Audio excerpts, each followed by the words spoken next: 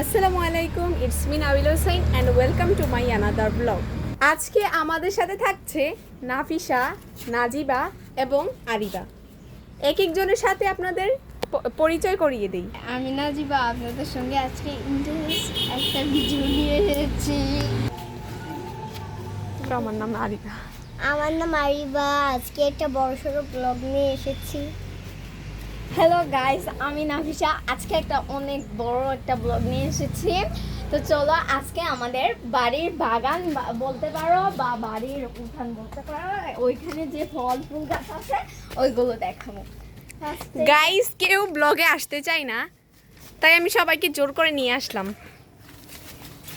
এই যে দেখতে পাচ্ছ কি সুন্দর একটা লতা গাছ। ওয়াও, ফুলটা কিন্তু অনেক সুন্দর।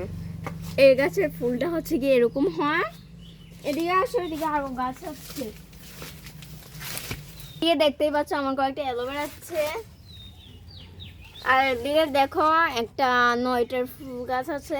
এদিকে আছে সন্ধ্যা মালতী না কি ফুল জানি বলে। এদিকে একটা ড্রাগন গাছ আছে, কয়েকদিন আগেই শুধু লাগানো হয়েছে, কিন্তু এখানে কোনো ফুল ফল কিছুই হয়নি। তারপর আছে আম গাছ, তারপর আছে আমড়া গাছ।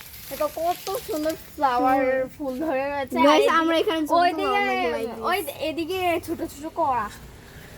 তারপর এদিকে আছে গাইস, আরেকটা ইন্টারেস্ট কথা হচ্ছে, আপনাদেরকে আমাদের বেগুন গাছ দেখাতেই মনে নাই। গাইস, দেখতেই পাচ্ছেন অনেক সুন্দর সুন্দর বেগুন ধরে আছে, মাশাআল্লাহ। এদিকে আছে, তারপর ওইদিকে কয়েকটা মরিচ গাছ। দেখেন মরিচ গাছ, কয়েকদিন আগে অনেক মরিচ ধরেছিল, মাশাআল্লাহ। এখানেই আরেকটা মরিচ গাছ আছে। সো দেখো গাইস, মরিচ গাছটা কিন্তু আমার সমান হয়ে গেছে। দেখো গাইস, এখানে মরিচগুলো পেকেও রয়েছে নিচে দিয়ে। ওয়াও, লাল হয়ে রয়েছে। গাইস দেখো, এখানে লাউ গাছ। এই দেখেন আরেকটি লাউ, চাল কুমড়া, সরি।